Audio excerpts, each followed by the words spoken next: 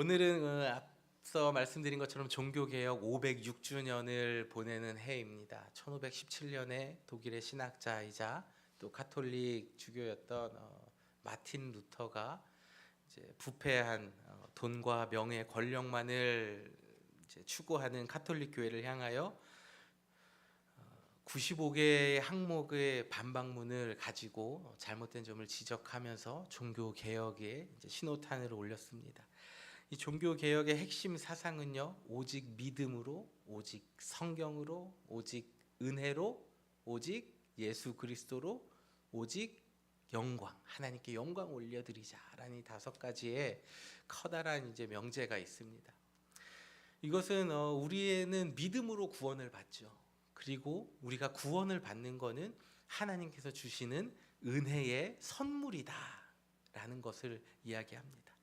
그리고 성경은 하나님의 말씀이며 예수 그리스도께서 우리의 죄를 위해서 대신 죽어 주셨으니 우리는 하나님의 영광을 위해서 이 땅을 살아야 한다라는 것이 이 종교 개혁의 핵심 사상입니다.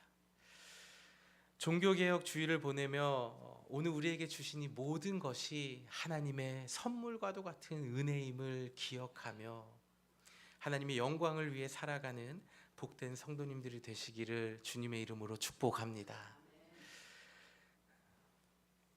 오래전에 제가 신학교를 다니면서 이제 파트타임으로 이제 사역을 할 때요, 주로 어린 아이들 대상으로 이제 사역을 했습니다. 그런데 어느 날 어른을 대상으로 설교할 기회가 주어졌습니다. 보통 이제 오후 예배, 2시나 3시 예배, 주일날 드리는 예배에 이렇게 한 번씩 이렇게 담임 목사님이 기회를 주십니다. 파트 이제 사역하는 이제 전도사님들에게. 그 얘기를 듣고 제가 잠이 안 왔습니다. 항상 아이들을 대상으로 그 당시 이제 유초등부 아이들, 유년부 아이들을 대상으로 이제 사역을 할 때였는데 항상 8분 또는 10분, 길어야 10분, 10분을 절대 넘으면 안 돼요. 이렇게 설교를 준비하는데 주일 오후 예배 때는요 20분의 설교를 준비하라고 하시는 거예요. 그러니까 이게 완전 더블이 된 거예요. 그러니까 맨날 8분, 10분 요거에 맞춰서 준비하다가 20분 분량의 설교를 준비하려니까 이거 얼마나 마음에 부담이 되고 힘들겠어요. 그래서 열심히 준비하다가 너무 부담이 돼서 씨름하고 있는데 그때 이제 신학교 다닐 때에 우리 어떤 목사님 한 분 중에 하셨던 말씀이 기억이 나는 거예요. 그분이 저한테 그분이 우리 설교 채플 시간에 이런 얘기를 하셨어요. 목회자가 강당에 올라가서 하나님 말씀으로 성도님들에게 은혜를 끼치지 못하면은 웃기고라도 내려와야 된다.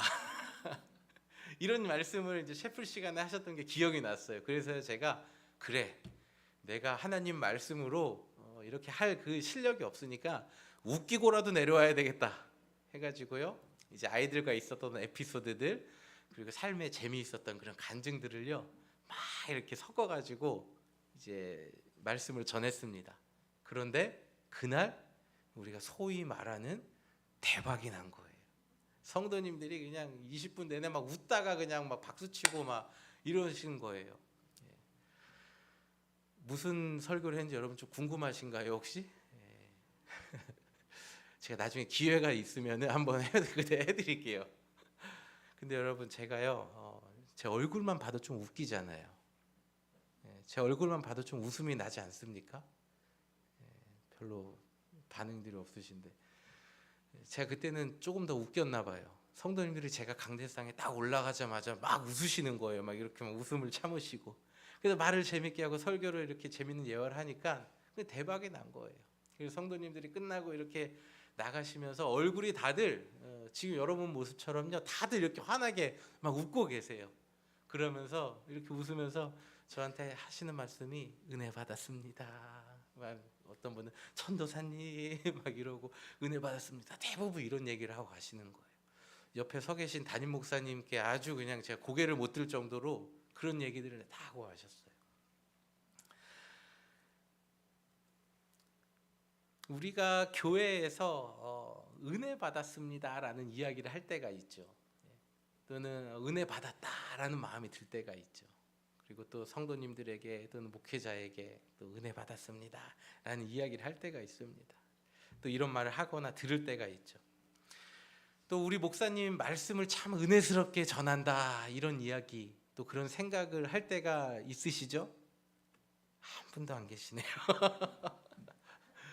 이런 생각이 들 때가 있어요. 말씀을 들을 때. 또 말씀을 우리가 딱 들으면서 마음에 은혜가 된다. 하나님께서 나에게 은혜를 주시는구나 라는 생각이 들 때가 있어요. 그러나 말씀을 들어도 은혜가 되지 않을 때가 있습니다.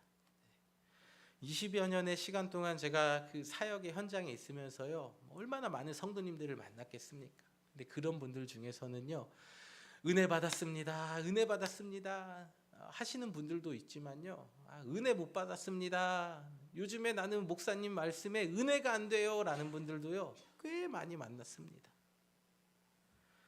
어떤 때에는 참 말씀이 우리에게 은혜스럽게 다가올 때가 있습니다. 그렇죠. 그리고 또 어떨 때는요 말씀이 전혀 은혜스럽지 않게 다가올 때가 있어요. 그러나 여러분, 하나님께서 주시는 이 은혜라는 것은요, 우리가 좋다, 나쁘다, 받았다, 안 받았다 판단할 수 있는 게 아닙니다. 내가 말씀을 듣고 교회에 나와서 은혜가 받았다, 은혜가 있구나 판단할 수 있는 게 은혜가 아니라는 거예요. 은혜로 번역된 그 성경의 헬라어 단어 카리스라는 단어의 뜻은요, 선물, 기쁨, 감사를 이야기합니다. 은혜는 무엇입니까? 하나님께서 주시는 선물이에요. 선물. 은혜라는 것은 하나님께서 우리에게 주시는 기쁨을 주시는 거예요. 하나님께서는 우리에게 감사하게 하시는 거예요. 그러니까 우리가 마음 가운데 기쁨과 감사, 좋은 마음이 들 때 은혜 받았다라고 생각을 하는 거죠. 그런데 그보다 앞서서 말씀드렸죠. 은혜는 뭐라고요? 선물이라는 거예요. 선물. 그냥 주어지는 거예요. 주어지는 거. 내가 받고 안 받고가 아니라 하나님께서 그냥 오늘 나에게 주시는 것, 그것이 은혜라는 것입니다. 은혜라는 것은 하나님께서 우리에게 일방적으로 주시는 거예요. 하나님께서 우리에게 일방적으로 주신 게 있습니다. 우리에게 모든 사람에게, 이 세상의 모든 사람에게 주신 게 있어요. 그것은 바로 공기, 산과 달과 해와 별, 이 세상에서 우리가 살아가면서 느끼는 모든 것들은요, 우리에게 그냥 선물로 주신 거예요. 이것을 일반 은혜라고 합니다. 일반 은혜. 하나님께서 일반적으로 모든 사람에게 베풀어 주시는 은혜. 그러니까 우리가 숨을 쉬는 거, 공기가 있어야죠. 우리가 물을 마시는 거, 물이 있어야죠. 이 모든 것들이 다 풀이에요. 그냥 우리가 수고한 게 아니라 하나님께서 선물로 주신 거예요. 일반 은혜는 하나님께서 우리에게 이 세상을 살아가면서 필요한 것들, 아주 기본적인 요소들, 그런 것들을 다 주신 것입니다. 값없이 주시는 하나님의 은혜입니다. 그러나 아담과 하와가 하나님께 범죄함으로 인해서 온 인류에 죄가 들어왔죠. 이 불순종의 대가로 우리는 영원한 죽음으로 그 죄의 대가를 치루어야 하는 존재가 되었습니다. 하나님께서는요, 하나님을 떠난 우리들을 위하여서 우리를 너무나 사랑하셔서 또다시 은혜를 주시려고 하는데요, 그것은 바로 예수님을 이 땅에 보내주신다. 이것이 바로 하나님께서 주시는 특별한 은혜입니다. 하나님께서 주신 특별한 은혜는 무엇입니까? 예수님을 이 땅에 보내주신 거라는 겁니다. 영원히 죽을 수밖에 없는 나를 위해서 나는 죄의 대가를 내가 치러야 했지만 예수님께서 십자가에 달려 죽으심으로 나의 죄의 대가를 대신 지불해 주심으로 나는 영원한 죽음이 아니라 영원한 생명의 삶을 살아갈 수 있도록 베풀어 주신 그 구원의 은혜, 이 구원이 바로 선물이고 하나님의 은혜라는 것임을 여러분 기억하시길 바랍니다. 은혜는 무엇입니까? 거저주는 거예요. 거저주는 거. 우리가 잘해서 받는 것이 아니라 하나님께서 거저주시는 것입니다. 우리가 누리며 살고 있는 이 공기와 물, 우리가 누리는 모든 자연들 거저주신 것입니다. 우리가 수고한 게 아니에요. 마찬가지로 하나님께서 주시는 그 특별한 은혜, 예수님을 이 땅에 보내주신 것도요, 하나님의 거저 선물인 거예요. 선물.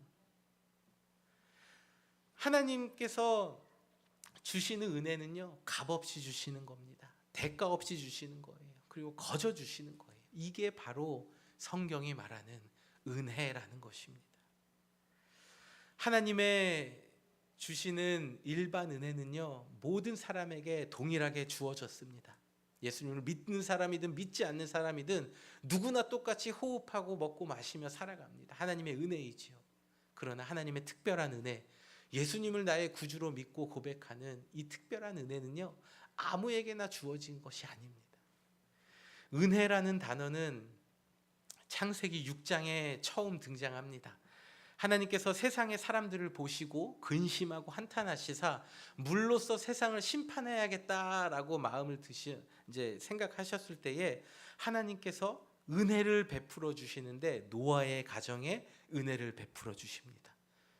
그 많은 사람들 중에서 노아라는 가정 인물을 택하셔서 그 가정을 선택하셔서 방주를 짓게 하시고 그 모든 사람이 죽는 그 상황 가운데서 살려두신 거예요. 이게 하나님의 구원의 은혜라는 것입니다. 노아 당시의 사람들은 하나님께서 창조하신 일반적인 은혜들이 가지고 살아갔습니다. 지금 우리가 사는 세상도 마찬가지입니다. 예수님 없이 살아가는 사람들, 일반적인 하나님의 은혜를 경험하고 살아갔지만 그들은 예수님을 이 땅에 보내주신 특별한 은혜는 알지 못한 채 살아가고 있는 사람들이 이 땅에 아직도 많이 있다라는 거예요. 이 자리에 앉아 있는 저와 여러분은 모두 하나님의 그 특별한 은혜를 받은 자인 줄 믿습니다. 우리는 하나님의 은혜를 받은 사람들이, 특별한 은혜를 받은 사람이에요. 그러나 하나님께서 왜 노아에게 은혜를 주셨는가? 특별한 은혜를 주셨는가? 창세기 6장 9절에 이렇게 나와 있어요. 이것이 노아의 족보니라. 노아는 의인이요 당대의 완전한 자라. 그는 하나님과 동행하였다. 노아가요 하나님과 동행하였기 때문에 하나님께서 특별한 은혜를 주신 거예요. 예수 믿는 우리가, 예수님으로 인하여 구원받은 우리가요 세상 사람들과 별반 다를 거 없이 똑같이 살아간다면요 우리 안에 하나님께서는요 특별한 은혜를 더 이상 주시지 않을 거예요. 왜요? 세상 사람과 똑같이 먹고 마시고 살아가는데 우리가 하나님과 동행하지 않는데 하나님께서 어떻게 우리에게 특별한 은혜를 주시겠습니까? 하나님과 동행하는 사람들에게는요 하나님께서 특별한 은혜를 주십니다. 여러분, 우리가 살아왔던 지난날의 모든 시간들이 특별한 하나님의 은혜 아닙니까? 기적의 삶을 살고 있지 않습니까? 출애굽기 13장에서 하나님께서 택하신 백성들을요 낮에는 구름 기둥으로, 밤에는 불기둥으로 보호하셨어요. 낮에는 구름 기둥이요 사막의 뜨거운 태양으로부터 보호하셨어요. 밤에는 불기둥으로부터 사막의 추위와 들짐승으로 다가오지 못하게 다 보호하셨어요. 또한 매일 먹을 만나와 메추라기를 내려주심으로 40년 동안 이스라엘 백성들을 보호하신 것처럼 하나님과 동행하는 사람들, 또 하나님 앞에 나아가려고 하는 자들에게는요 하나님의 특별한 은혜를 부어주십니다.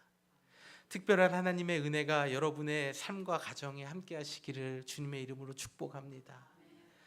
하나님의 은혜는 무엇입니까? 죄의 대가로 영원히 죽을 수밖에 없는 우리를 위해서 예수님을 이 땅에 보내주시지 않았습니까? 이것만 해도 감사한데 예수 믿는 우리들, 하나님과 동행하며 살아가려고 하는 우리들에게 계속해서 필요한 것들을 먹이시고 입히시고 보호하시는 믿는 사람들만이 경험할 수 있는 은혜를 경험하시는 것, 경험케 하시는 것, 그 은혜 가운데 살아가는 자들이 되시기를 주님의 이름으로 축복합니다. 하나님께서는 우리의 삶 가운데에, 믿는 자들의 삶 가운데에 특별한 은혜를 주십니다. 그런데 어떠한 상황에서 특별한 은혜를 주실까요? 하나님께서는요 어려운 상황 가운데에서, 힘든 상황 가운데에서 은혜를 주시는 분이십니다. 세상을 살다 보면 여러분 경제적으로 힘들 때가 있습니까? 없습니까? 마음이 힘들 때가 있습니까? 없습니까? 자녀 때문에, 배우자 때문에 갈등이 있을 때가 있습니까? 없습니까? 이것을 경험하는 게 우리의 인생 아닙니까? 인생의 수많은 문제들과 고비들 앞에서 한 곱이 넘어가면 또 다른 문제가 있고, 이것만 어떻게 넘어가면 될 것 같은데 또 얼마 지나 않아서 다른 문제들, 어려움이 생기는 게 우리가 사는 삶 아닙니까? 우리의 삶의 어려움과 고난, 힘든 상황이 다가오면은 우리는 흔히 이렇게 얘기하죠. 시험 들었다. 시험 들었다라고 얘기합니다. 여러분, 시험 들어본 적 있는 분들도 계시고, 또 지금 시험 든 분도 계시고, 또 앞으로 시험 들 분도 계실 줄 압니다. 그런데 여러분, 시험이 어려워요, 쉬워요? 어렵죠. 피하고 싶죠. 하고 싶지 않죠. 시험 없는 삶에서 살고 싶습니다. 그런데 여러분, 이 시험이라는 게요, 눈앞에 있으면 정말 힘들고 어려운데요, 우리가 경험했잖아요. 지나고 보면 아무것도 아닌 게 바로 시험이에요. 그러나 당시에는 정말로 어려운 것이 바로 시험입니다. 그러나 우리가 기억해야 할 것은요, 우리가 지난 날을 돌아볼 때에 하나님께서 그 문제 가운데에 어떻게 역사하셨는지, 하나님께서 어떻게 도와주셨는지 우리는 그 하나님의 은혜를 기억해야 합니다. 우리의 삶에 문제가 있고 어려움이 있을 때 하나님께서 은혜 주시지 않으셨습니까? 여러분이 절망하고 있을 때 하나님께서 찾아오셔서 손 잡아주시지 않으셨습니까? 여러분이 기도할 때에 하나님께서 그 기도를 듣고 응답해 주지 않으셨습니까? 그 모든 어려운 상황 가운데에서 은혜 주시는 하나님, 특별한 은혜를 주시는 하나님이 바로 우리의 하나님이신 줄 믿습니다. 이스라엘 백성들이 출애굽하여서 먹을 것이 떨어진 상황이 됐습니다. 불평합니다. 그때 하나님께서 어떻게 하셨어요? 만나와 메추라기를 보내주셨잖아요. 40년이라는 시간 동안 그들을 먹이셨잖아요. 또 다윗이라는 사람은 어때요? 자신의 가장 충직한 그 군대 장관인 우리아의 아내를 빼앗으려고 우리아를 전쟁의 치열한 한복판에 내보내서 죽게 만드는 파렴치한 행동을 했잖아요. 그리고 그 부하의 아내를 취했잖아요. 그러나 하나님께서 우리아의 아내를 통해서 솔로몬을 태어나게 하셨고, 그 가문을 통해서 다윗의 자손 예수 그리스도, 예수님이 이 땅에 오게 하시는 영광을 하나님께서 허락하셨습니다. 여러분, 이게 성경이 우리에게 말씀하시는 게 뭐예요? 하나님은 문제 있는 상황에서 찾아오신다라는 거예요. 그리고 하나님께서는요, 인생에 오점이 있는 사람들, 문제가 있는 사람들을 통하여서 영광 받으신다는 것입니다. 여러분, 우리의 삶에 문제가 있고요, 우리 과거에 어떤 어려움들이 있었고 우리 삶에 오점이 있을 수가 있습니다. 그러나 우리가 그 모든 것들을 하나님 앞에 가지고 나아가고 하나님 붙들고 나아간다면요, 하나님이 여러분의 삶을 통해서 영광 받으실 줄 믿습니다. 여러분의 삶을 존귀하게 만드실 줄 믿습니다. 그러므로 여러분, 삶 가운데 여러 가지 시험이 있고 문제의 상황이 놓여 있다면요, 지금이 바로 하나님께서 주시는 특별한 은혜를 받을 시간이구나라고 여러분 생각하시길 바랍니다. 여러분이 삶이 힘들 때에 여러분 이제 기대하시길 바래요. 하나님께서 내 삶에 어떻게 은혜를 주실까, 그 하나님을 바라보시기를 바랍니다. 또한 믿음 생활을 하면서 시험 든 사람들에게 하나님께서 야고보서 1장 2절과 4절에서 이렇게 말씀하십니다. 우리 함께 읽어보도록 하겠습니다.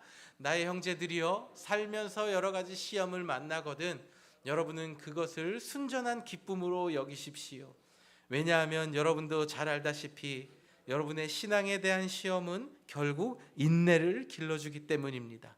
그러므로 여러분은 무엇보다 인내하는 사람이 되십시오. 아멘. 여러분, 시험이 다가올 때에 우리가 뭘 해야 된다고요? 인내해야 돼요. 인내하는 자가 하나님의 은혜를 받습니다. 끝까지 참는 자가요, 하나님께서 주시는 선물과도 같은 은혜를 받을 수 있습니다.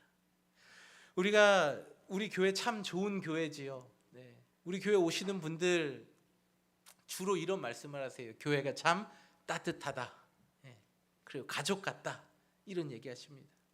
우리가 새가족 모임 하시는 분들 중에서 꼭 한 분씩은 그런 얘기를 하세요. 교회가 가족 같다, 좋다, 따뜻하다. 우리 교회 참 좋은 교회죠. 따뜻하죠. 가족 같죠. 그런데 여러분 지금 오신 지 얼마 안 돼서 그래요. 한번 깊숙이 들어와 보십시오. 깊숙이 들어와 보세요, 여러분. 겉으로 볼 때는요, 사람들 얼굴도 이렇게 밝고 웃고 좋죠. 근데 여러분, 우리가 살면서 가장 많이 싸움이 일어나는 곳이 어디예요? 무슨 교회를 말씀? 가족 아니에요, 가족? 집에서 제일 많이 싸우시잖아요. 오늘 아침에도 싸우신 분들이 있는 것 같은데, 가정에서 주로 다툼이 많이 일어나잖아요. 갈등이 많이 일어나잖아요. 배우자와 자녀들과 가정. 우리가 가족 같은 교회라고 했죠. 말을 조심해야 돼요. 교회 안에서 문제가 많아요. 갈등이 많아요. 싸움이 일어나요. 그래서 어떤 분들은요, 교회 공동체 안으로요 깊숙이 안 들어옵니다. 그냥 나는 이게 좋아. 그냥 겉으로 볼 때 다 이렇게 보면서 우리 교회 좋은 교회. 왜요? 안에 들어가서 싸우는 거 싫어요. 문제에 휘말리기 싫은 거거든요. 그래서 교회에 깊숙이 안 들어와요. 그런 분들이 얼마나 많이 있습니까? 그러나 여러분, 하나님께서 우리에게 교회를 주시면서 교회를 통해서 너의 개인의 신앙을 지키라고 말씀하지 않으셨거든요. 하나님께서 우리에게 두 가지 계명을 주셨어요. 그것은 하나님을 사랑하고 이웃을 사랑하라는 거예요. 우리의 이웃이 어디에 있습니까? 교회 안에 있는 거예요. 세상에 있는 사람들은요, 우리의 이웃이 아닙니다, 여러분. 우리의 전도해야 될 대상인 거죠. 우리의 정말 가까운 이웃은 누구예요? 교회 안에 있는 사람들이에요. 가장 가까이 있는 사람조차 사랑하지 못하는데 어떻게 세상에 있는 사람들을 우리가 복음을 가지고 사랑할 수 있겠습니까? 이거는 말도 안 되는 거예요.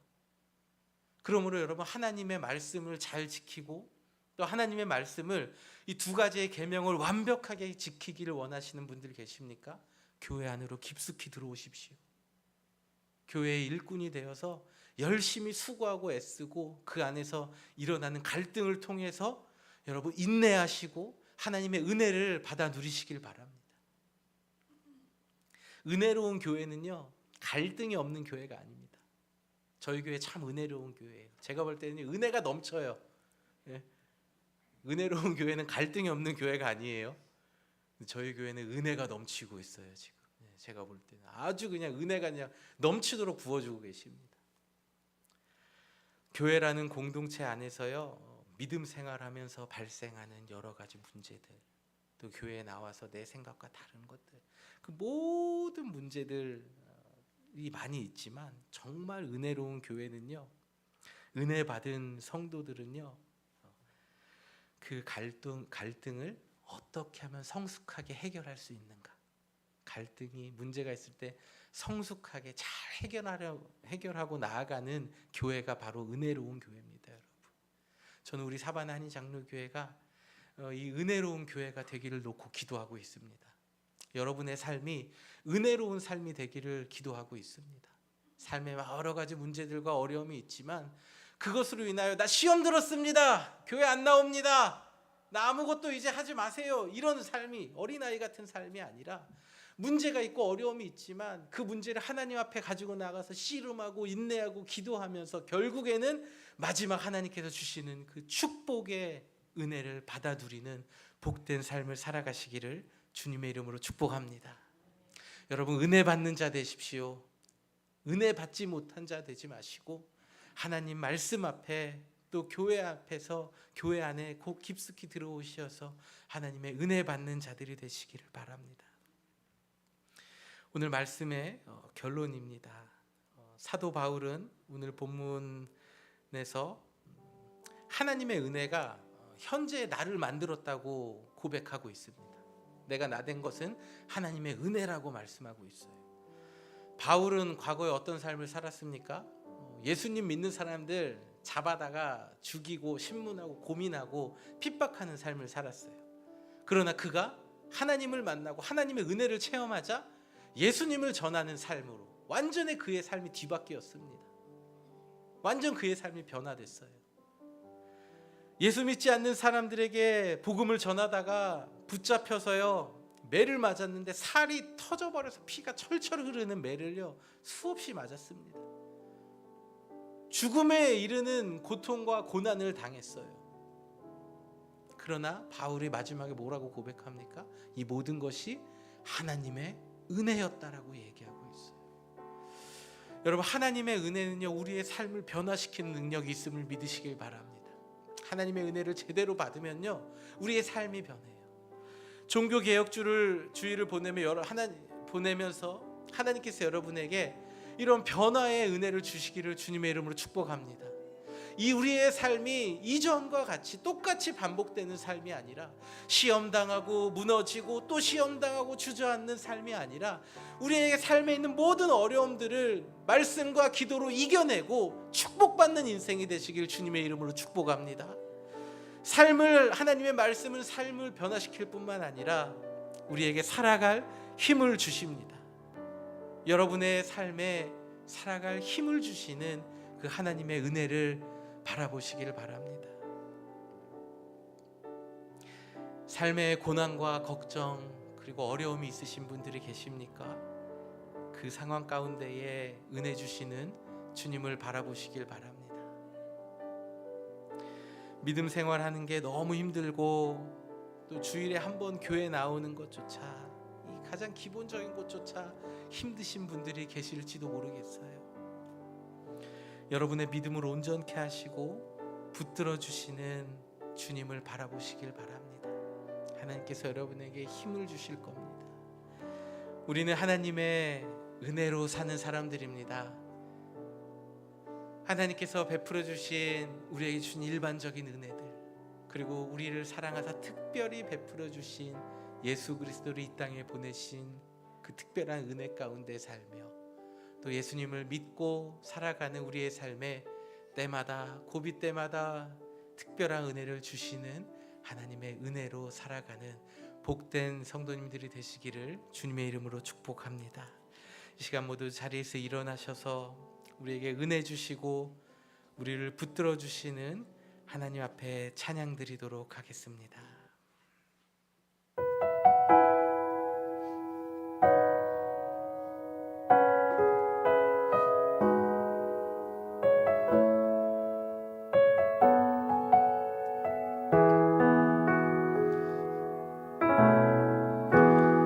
은혜 아니면 살아갈 수가 없네.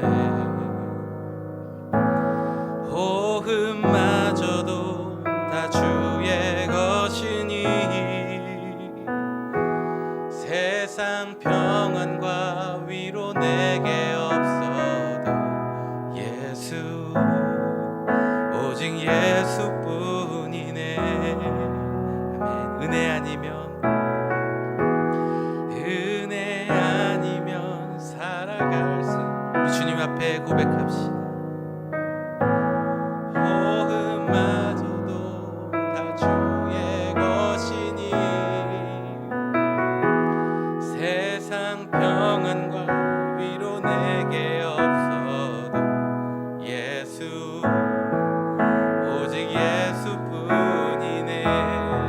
크신 계획 다 볼 수도 없고, 작은 고난에 지쳐도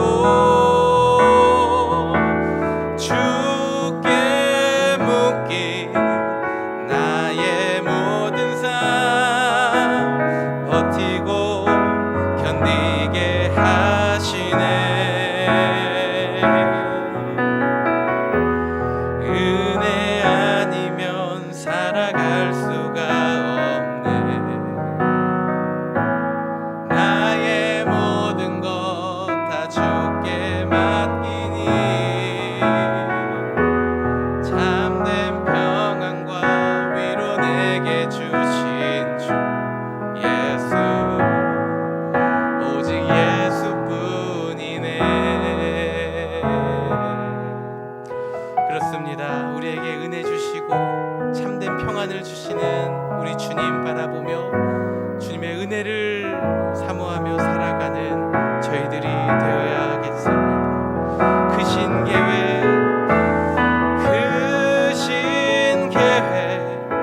다 볼 수도 없고, 작은 고난에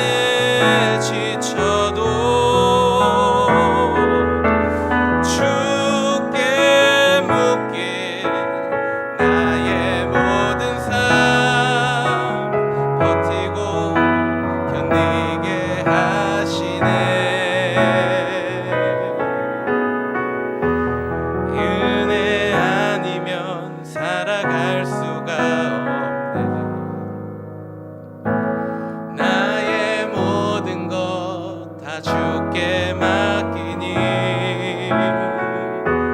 참된 평안과 위로 내게 주신 주 예수, 오직 예수. 우리 오늘 주신 말씀을 기억하며 하나님 앞에 함께 같이 기도합시다. 사랑과 은혜가 많으신 아버지 하나님, 하나님 우리의 삶에 하나님의 은혜를 주심을 감사를 드립니다. 하나님 우리에게 감당할 수 없는 또 하나님의 그 크신 은혜를 주심을 감사를 드립니다.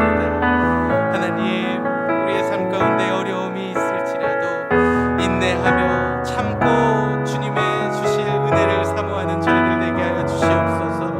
우리의 생각과 우리의 계획대로 살아가는 인생이 아니라 하나님의 은혜로 사는 인생이오니 하나님의 은혜를 사모하며 살아가며 우리를 완전케 하시고 우리를 붙드시는 예수 그리스도를 붙들고 살아가는 저희들 될 수 있도록 인도하여 주시옵소서. 우리를 붙들어 주시고 우리 함께 하시는 주님 앞에 우리 한 번 더 찬양 고백합시다. 크신 계획 다 볼 수도 없고 크신 계획 다 볼 수도 없고 작은 고난에 지쳐도 주께 묶인 나의 모든 삶 버티고 견디게 하시네. 은혜 아니면 살아갈 수가 없네.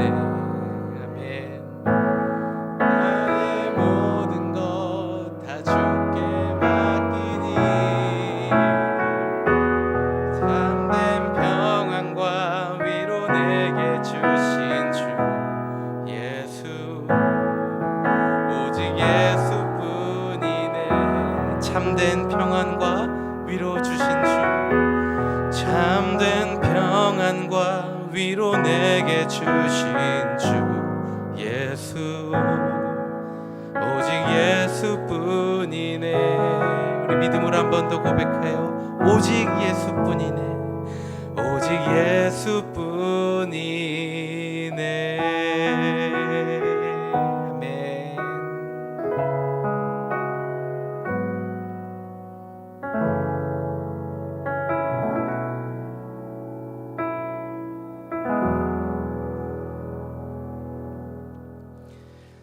이제는 우리 주 예수 그리스도의 은혜와 하나님 아버지의 측량할 수 없는 사랑과 성령님의 감화, 감동, 교통, 역사, 인도하심이 오직 예수님만 붙들고 인내하며 하나님의 은혜를 받길 다짐하며 살아가길 다짐하는 이 자리에 머리 숙인 모든 성도들 한 사람 한 사람 머리 위에 저들의 가문과 가정과 자녀들의 삶 가운데에 이제로부터 영원토록 함께 계시기를 간절히 축원하옵나이다. 아멘.